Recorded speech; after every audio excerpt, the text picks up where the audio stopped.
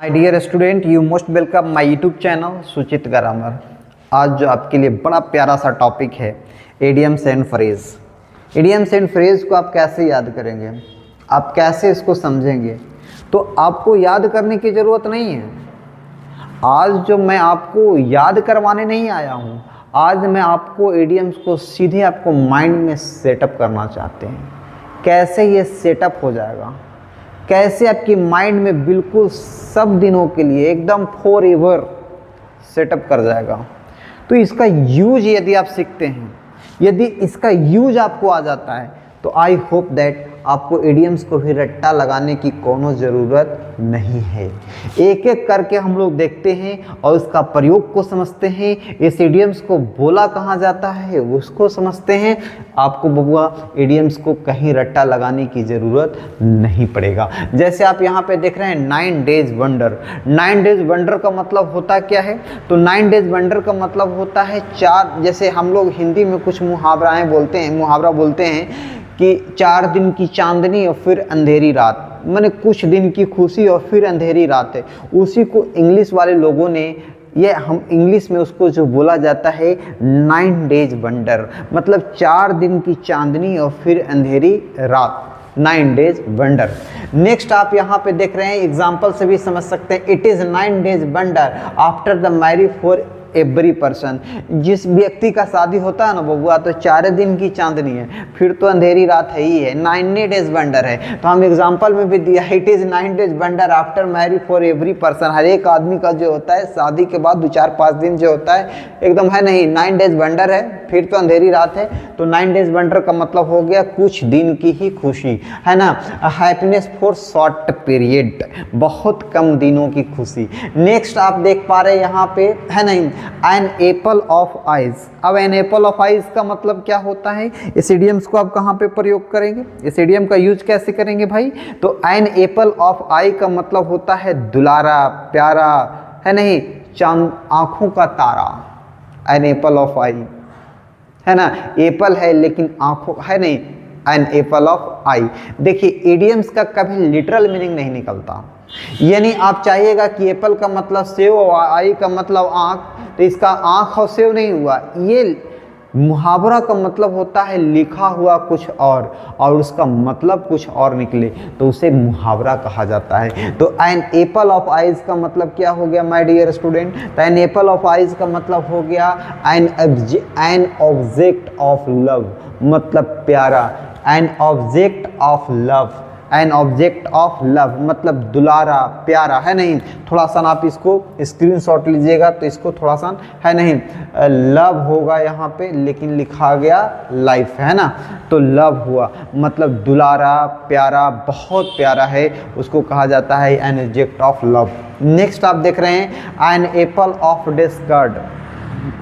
N apple of discord, discord का मतलब क्या होता है? तो डिस्कर्ड का मतलब होता है झगड़ा, यानी झगड़ा लगाने वाली वस्तु। सपोज दैट आप लोग पर्सन 2 हैं, 2 गो भाई है और एक का ड्रेस आ जाए तो बबुआ वो झगड़ा लगाने वाली वस्तु है, वो आपका घर में बिल्कुल पूरी तरह से झगड़ा लगा देगा। तो an object of love, an apple of discord का मतलब होता है एन ऑब्जेक्ट ऑफ क्वेरल, झगड़ा लगाने वाला वस्तु, यानी आपकी घर में आग लगाने वाली वस्तु, बिल्कुल झगड़ा लगा दे, उसको कहा जाता है एन ऑब्जेक्ट ऑफ लव। जैसे पापा आपका ड्रेस लेकर के आ गए हैं बबुआ, एक का नहीं लाए हैं, तो जो ऑब्जेक्ट है एन ऑब्जेक्ट ऑफ डिस्कर्ड है, एन ऑब्जेक्ट ऑफ डिस्कर्ड है, मतलब एन ऑब्जेक्ट ऑफ क्वेरल, झगड़ा की वस्तु। जैसे हमने लिखा भी है the frock is an apple of discard between 2 sisters. एक फ्रॉक है जो 2 बहनों को के लिए क्या है, वो झगड़ा की वस्तु है।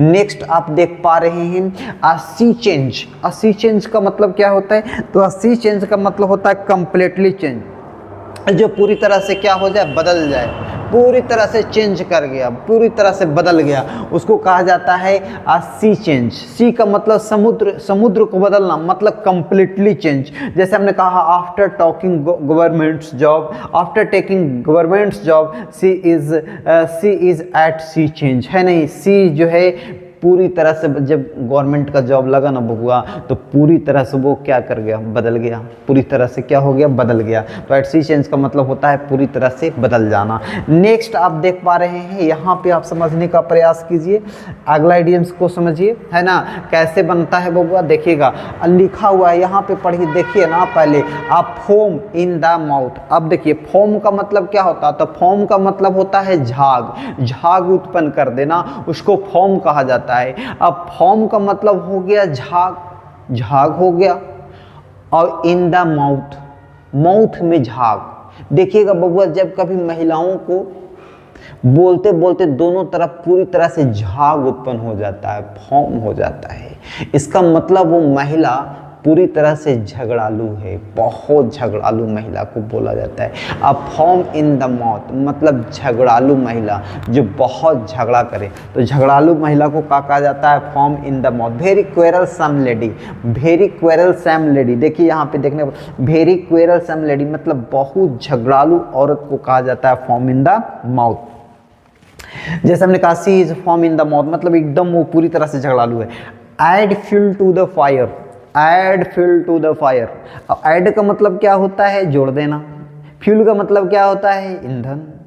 अब ऐड कर दिया बबुआ, एक तो पहले से वो फायर है, आग है, और उसमें और फ्यूल को ऐड कर दिए, आप जोड़ दिए। अब आप ही बताइए वो आग और क्या हो जाएगा, पूरी तरह से धधक जाएगा। यानी कहना ये है कि एक तो आप गुस्सा में हैं, एक तो आदमी गुस्सा में है, इधर से जाकर, जैसे आपने हिंदी में भी सुना होगा ना कि नमक जले देह पर नमक छिड़कना, इसका मतलब गुस्सा को अवका कर देना, इंक्रीज कर देना। तो यहाँ पे इडियम्स का मतलब क्या हो गया, add fuel to the fire का मतलब क्या हो गया, to increase angry, to increase angry मतलब गुस्सा को अवका कर देना, बढ़ा देना, गुस्सा को अवका कर देना, बढ़ा देना। Added fuel to the fire में, है ना, उसने मेरे गुस्सा को अवका कर दिया, एडेड कर दिया, बढ़ा दिया, गुस्सा को क्या किया, बढ़ा दिया, है ना। तो यहाँ पे देखिए add fuel to the fire. Next idiom को समझने का प्रयास कीजिए। अगला इडियम्स क्या है भाई, ऑल मून सन। देखिए पूरा चांद चमकता नहीं है, उसमें भी क्या है, कुछ ना कुछ दाग है। अगर कोई कह रहा है चांद जो है पूरी तरह से चमक रहा है, पूरा चमकता है, that is the not possible. उसमें भी देखिए कहीं ना कहीं हल्का दाग होता है। तो कहने का मतलब ये हो गया ऑल मून साइन अगर बोला जा रहा है तो कंप्लीटली लाई है, पूरी तरह से वो क्या है, झूठ है, एकदम कंप्लीटली लाई, पूरी तरह से झूठ बोला जाए तब इडियम्स यूज किया जाता है all moonshine. All moonshine का मतलब हो गया कंप्लीटली झूठ, पूरी तरह से वो झूठ बोल रहा है, उसको बोला जाता है ऑल मून साइन, कंप्लीटली झूठ। She always speaks all moonshine, वो हमेशा कंप्लीटली झूठ बोलती है ना। अब नेक्स्ट इडियम्स को समझिए, around the clock. Around the clock मतलब घड़ी की चारों तरफ, मतलब एकदम 24 घंटा। जैसे देखिएगा कोई कोई हॉस्पिटल में बबुआ लिखा हुआ रहता है जो सेवा है वो 24 घंटा है। इसका कहने का मतलब हो गया अराउंड द क्लॉक है, मतलब जब आइए, घड़ी की जो अराउंड है पूरी चारों तरफ में, जब आपको आने की मर्जी है आप आइए। अराउंड द क्लॉक का मतलब क्या हो गया, 24 आवर्स।